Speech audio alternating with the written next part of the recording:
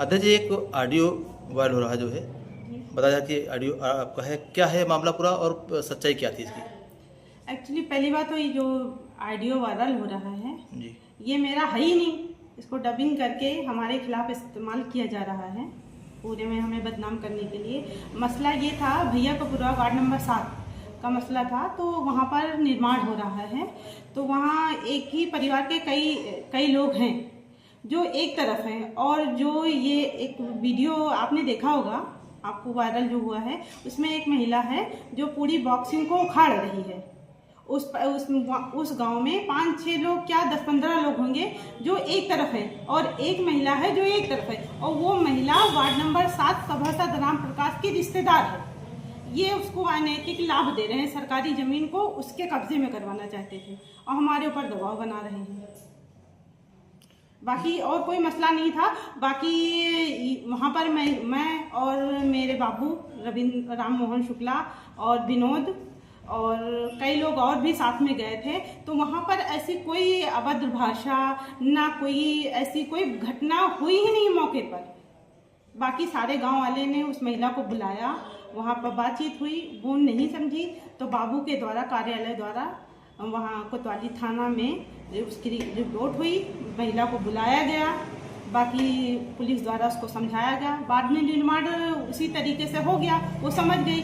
लेकिन सभासद चाहते थे कि जमीन छोड़ दिया जाए सरकारी, ये उनके रिश्तेदार के पक्ष। अच्छा, जो भूमि थी वो सरकारी भूमि है? पूरी जमीन, पूरी रोड, जो जितनी भी रोड बनी थी बॉक्सिंग, पूरी सरकारी थी। सिर्फ एक महिला उसमें से विरोध कर रही थी। पूरा गांव एक तरफ था, सिर्फ एक महिला थी जो सभासद की रिश्तेदार है, और ये अपने रिश्तेदार को अनैतिक लाभ दिलवाना चाहते थे। ये चाहते थे कि उसको सरकारी जमीन उसके कब्जे में चली जाए। बस मसला ये था, बाकी और कोई नहीं था। और आप जो हमारी रिकॉर्डिंग वायरल हुई है, ये कब की है कब की नहीं ये मुझे पता नहीं है। और उसमें आपने देखा होगा कई पार्टों में वो रिकॉर्डिंग है, और उसमें बीच में कोई भी हमारी आवाज़ डबिंग करके कुछ भी भर के वायरल कर सकता है। टेक्नोलॉजी का ज़माना है, आप तो जानते हैं आज के टाइम में क्या नहीं हो सकता। बाकी और कोई मसला था नहीं। मौके पे कोई किसी को कोई ऐसी बात ही, उसको समझाएगा, उसने कहा आप कहीं भी जाइए, हम नहीं छोड़ेंगे। क्योंकि उस समय मौके पे सभासद भी नहीं थे वहाँ पर। तो जब मौके पे थे नहीं तो ये सारी बातें होने का कोई सवाल ही नहीं उठता। और वहाँ पर मौके पे आप जाके, स्थानीय जो गांव के लोग हैं, वहाँ पर आप जाके पूछताछ भी कर सकते हैं। वहाँ पर ऐसी कोई ऐसी बात हुई नहीं थी। चंद्रिका प्रसाद भी वहाँ थे, ठेकेदार भी थे वहाँ पर, ऐसा कुछ भी हुआ ही नहीं था। और होता तो अब आज 10-15 दिन पहले की बात है, अब तक रुका नहीं रहता ये। अच्छा, वो रोड का निर्माण हो रहा है, जब महिला वहाँ रोड तोड़े तो उसका जो सूचना कैसे आपको मिली, कैसे क्या हुआ था?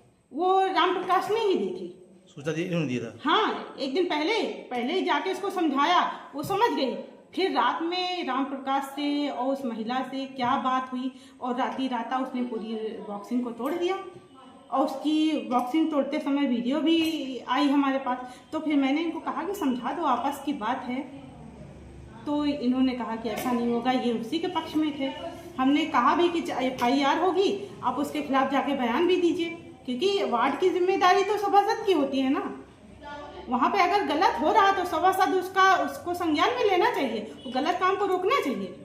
इन्होंने कुछ रोका नहीं, बाकायदा इन्होंने इसका सपोर्ट किया गलत काम में, और गलत तरीके से डबिंग करके वीडियो हमारे खिलाफ वायरल कर रहे हैं, हमें बदनाम करने की कोशिश कर रहे हैं।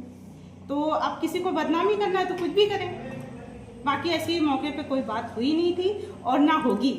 मेरे द्वारा कभी ऐसा कुछ नहीं होगा।